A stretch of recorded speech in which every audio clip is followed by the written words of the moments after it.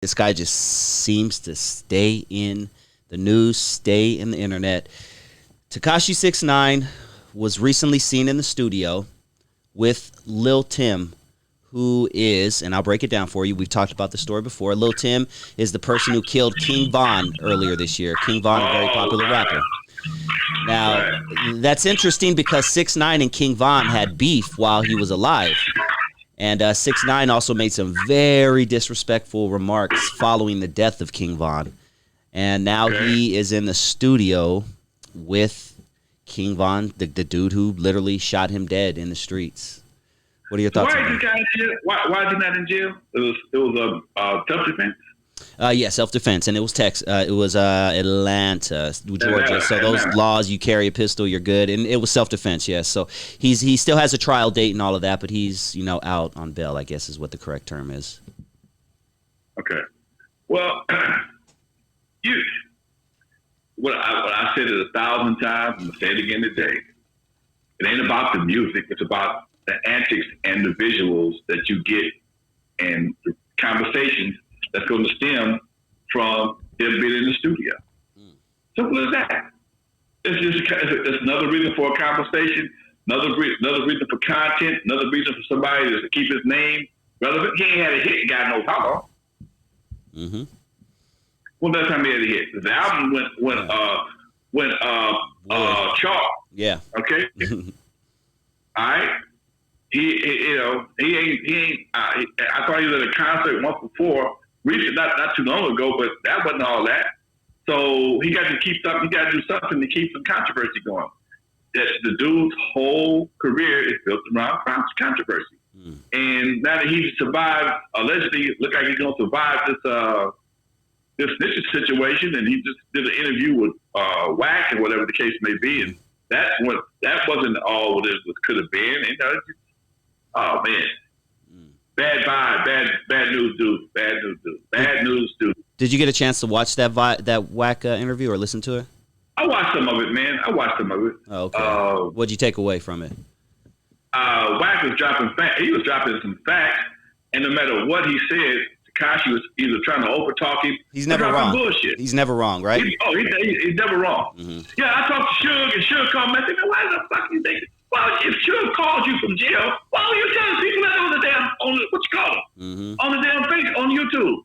Yeah, I talked to Suge, and Suge called me. Next thing I know, I heard Suge was in the solitary confinement. Fucked him up. See? Okay? So, come on, man. Yeah, man. Why would you even talk to that dude? I mean, I think he was planted here. I'm not a conspiracy theorist, but I think people like him and like Charleston White and people like that who are just turning up on the. I think they're planning here to put people in jail. Now, at the end of the day, that's what my general consensus is. Who and Charleston had anybody put in jail messing with him? No, but he might have, but he says it all the time. He says, "I will snitch on you." He says he'll say the most disrespectful shit, and then he'll end it with, "If you touch me, I got the feds on my side. I got this. I'll have your ass arrested." So he's one of those type of guys. Yeah. So. Okay. Well, hey, man. Yeah. I wouldn't put it past him because sometimes when things kind of calm down, you have to have some agitators to keep shit going. You got to have agitators. That's how you keep clean your clothes, how you clean the streets. You keep agitators in there and keep people. And, I've seen situations that I've been very suspicious of around my own neighborhood, man. I was going down the street one day, 120th and Vermont, and I saw this beautiful blonde lady walking her dog down 120th and Vermont. This does not look right. This beautiful Beverly Hills type blonde lady walking her dog in this skin tight suit, walking her dog down the goddamn street. Now, it's a free country. You get to walk your dog wherever you want to. I just have never seen it before in my neighborhood. I've never seen it again. I just thought that was some bait shit, man. It's like the trucks you see with the doors open and the Nikes hanging out. Yeah, during Christmas and shit. Come on, man. Oh, yeah. Come on, dude. Come on. Too easy. Okay? That's too easy, man. No. That's like when you're doing the uprising. They got a pallet of bricks with no construction. Mm-hmm. Come on, man. Yep. Okay. Did you see that one coming? I don't know one black person that owns a brick shop. You know what I'm saying? Come on, man. And did nobody take no bricks? We got to go by Home Depot and get some good bricks. Yeah, right. Okay. You think they spent money to put those bricks? Nah, man. Come Hell on, dude. nah. But because they didn't bring any bricks, we have all this glass out here. Let's drop off the side of the bricks. See who bites. Come on, man. That's what gave the uprising a bad stain was the outer people who came in and infiltrated and did shit like that. I saw a sister. She actually gave guys, some white guys, their bricks back. Take these goddamn. She cussed them out. How you gonna give these bricks to these guys? Blah blah blah blah blah. She cussed their asses out. Get your asses up out of here, okay? Another girl, white girl, writing on the side of the Starbucks. Black Lives Matter. What the fuck? We don't need you to write shit for us. What are you doing? Okay, what are you doing? Yep. Yeah, and I didn't see. Now, don't get me wrong. We did our shit. We looted. We stole Nikes. We did all that shit. But I ain't seen nan picture of a black person holding a brick, throwing it out a window. And I studied that shit. I was all up and down that. Last year, that was my gig. I was all up and down that shit. And not too many, maybe one or two, but we all know who was really throwing those bricks. It was an awful lot of people out there with the hoods and gloves on. You can see what their faces look like. And one thing about us, we ain't that shame. We'll let you know who we are. Yeah, gold chain sticking out or something. Man. What we got you know what? Actually, it's funny you actually brought this up. This was one of the stories I would love your opinion on as well, talking about the white lady walking down your street. But this is a whole different situation. Now, Bed-Stuy, Brooklyn, which has historically been predominantly black, section of Brooklyn, this year, 22,000 black residents have moved out of Bed-Stuy, Brooklyn. 30,000 white residents have moved in. It's happening all over the country, man. Talk to me. Well, property values are sky high around the country, especially in suburban areas. And people are tired of paying these high-ass property taxes and high-ass house notes, and they figure they can go to the hood and buy something for $300,000 or $400,000 and fix it up and make it just as nice. Okay? I was just talking to the city treasurer of Compton. Houses in Compton are $500,000, but that's a good deal compared to a house in Granada Hills that may be $900,000 to $1 million. Yeah. Okay. All right. So you go from paying $5,000 a month house note to $2,500. That's a good deal. But $2,500 for us is high as hell. Okay. So if somebody says, "I want to buy your pad," blah blah blah blah blah, I give you this right here for it. And especially in the hood, I give you how much? And then some of us don't understand the value of house versus land. Tell them. House versus land. Okay?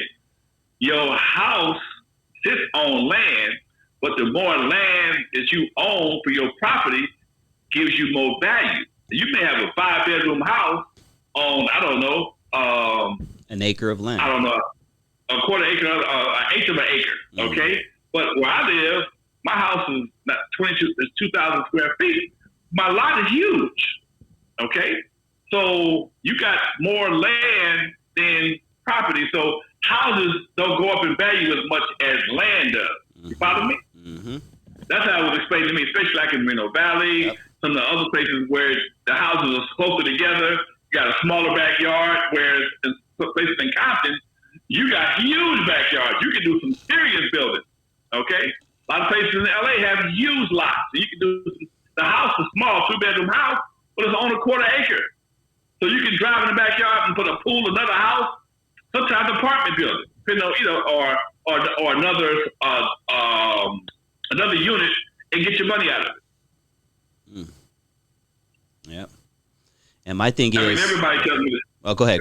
No, go ahead. No, I'm just I get that all the time. If I wasn't so deep into what I do, I could easily turn my studio into another apartment or apartment and probably make my house note just by renting the serving it out. But I like what I do, so not yet. Maybe later. Yeah, exactly. You don't want some strangers roaming around your backyard right now. You're still in creative mode in your life. Maybe 10, 15 years down the line. Right. Yeah, okay? man. Maybe there, but right now I'm still doing my thing. Yeah, and I personally know several people in my life over the past maybe 10, 15 years who have sold the house that's been in the family for, 50, 60 years. Grandma bought the house back in 1958 for, $35,000. Grandma, No, she bought it for She bought it for 8,000. There you go. Let's go $8,000, and 9,000. Yeah, grandma dies in 2018. The house is now worth $600,000, and the kids bought it, and they're like, screw the long-term value. Let's get this quick money. We'll go on and sell it, split the money. You get 80,000, you get 80,000, you get 80,000, and then we all know who's coming in and buying those homes. I mean, you go to Inglewood right now, it's not the Inglewood that it was 15 years ago, man. You know what I mean? Like, there's white dudes with Starbucks and they're little puppies walking down the street. My sister lives in Inglewood, and she says she gets so tired of people putting notices on the door or calling at the house. Hi, Miss Williams. We'd love to offer you money for your house. Of course you would. I ain't gonna call you. And they up to 900-some thousand. Her house is not nowhere near as big as mine. Mm-hmm. Okay, nowhere near as big as mine. Yeah. So don't sell. Don't sell for that quick dollars. Is my point. Just stay and just build on that. And gentrification wouldn't happen if we wouldn't sell. Well, you know what? Here's the next problem, though. Here's the next problem. As long as we treat each other like shit in the neighborhood, people gonna be living left. Nobody wants to live in hell, man. Nobody wants to live in hell. Okay? As long as you got to worry about your kids, going to school, and we caused gentrification, man. I mean, not to say we caused it, but we want to move because we don't. Yeah, go ahead. Right, we support gentrification because of the neighborhood, man. I mean, you got nice houses, but you got some mindsets that are not productive, and they just ruin the whole neighborhood because the problems that we have, most of the problems we have in our community, are caused by us. Let's be 100. Okay, most of the problems we have in our community are caused by us. Yeah. Okay, nobody else is shooting each other like nobody shoots at us like we don't shoot. Nobody shoots at us like we shoot at us. Okay, nobody robs and breaks in our house like we break in their house. Okay, and that's the part that always at some point in time. I had a buddy of mine. He died.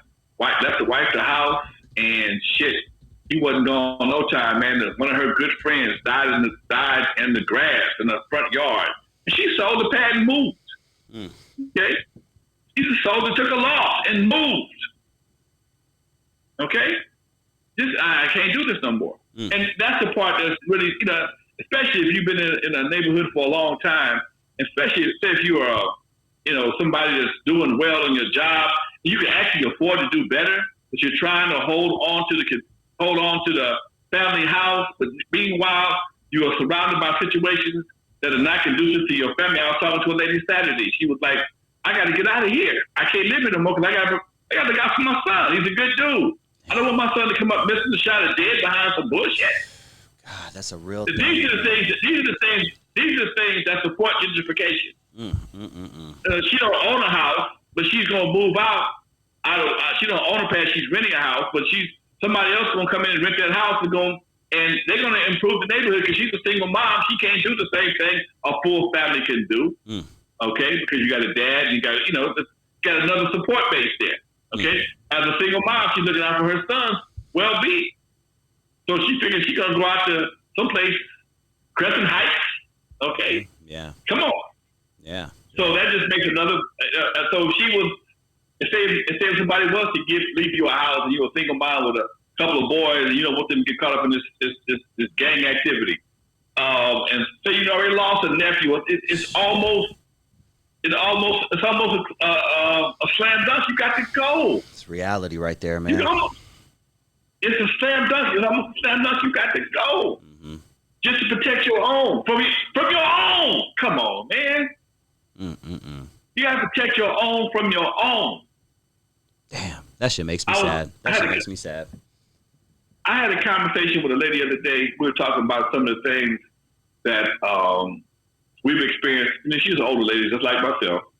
some of the things that she's from down south. She says she was saying how she grew up in the South and how things were crazy. I said, do you realize that we have, here in our community, we have adapted a lot of the same ways and tactics that Ku Klux Klan imposed on us back down south? Terrorism. We're not terrorism, self-induced terrorism. Under the heading of what? The hood? Real nigga shit. Yeah, we don't pick on anybody like we pick on ourselves. Okay, it's sad, man. My son, I don't sit into the store. I mean, I live in a good neighborhood for the most part, but when he leaves the house going to the store, I got to pray for him, dude. Yeah. I'm not worried about the police. I'm worried about the cats who don't know him. He didn't go to school over here. My stepson would walk to the store for his mom from time to time and got robbed 4 out of 5 times. They just take his cell phone, take his Walkman, or whatever the case may be. They take him, they slap him around, let him go. They didn't hurt him. But still, why you got to get jacked? Why you got to get questioned walking through a neighborhood that you live in right around the corner? Just because they don't know you? Meanwhile, economically, you've been invaded by everybody else. I ain't gonna go there. Man. The economics of the hood is not controlled by the hood, but there's a science behind everybody. it. Huh? There's a science behind Definitely. it. Mm-hmm. Definitely. Yeah. They say no money in the hood. No, ain't no money in the hood because everybody else got it. Facts, man. And it trips me out because every once in a while I'll walk through Compton, walk through certain areas, and something that you said on the show will pop up in my head, and I can't even. I was just in Compton recently on Castlegate and Alondra, where I used to go to Arnold's record shop, Big A, and black dude. Now it's all other races owning businesses in there. And what trips me out, Lonzo, you said on the show before, there was a time where you walked down, let's say Compton Boulevard, and all the businesses were owned by black people. Like it doesn't even register in my head, dude. I just interviewed for my other podcast, the Compton Chronicles, interviewed a Judge Kelvin Filer. He's on the bench right now. And he and I grew up, he's a couple years older than me. We were laughing about how Compton was, how we could walk all over Compton, man. It was never a problem. I mean, the Compton that we knew and the Compton that people have come to know, okay? And it's just, it's just a slow decline. And, I had another interview today with the city treasurer, and I was talking about some of the things that I see in Compton that upsets me. Like the hotel, the parking lot, is a fucking mess.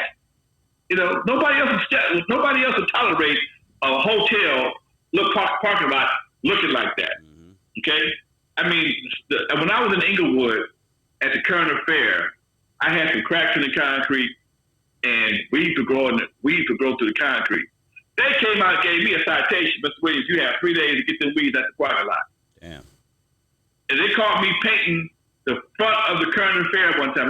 Me and some of my buddies got some paint and some rollers and was going to paint the front of the club just to give it a facelift.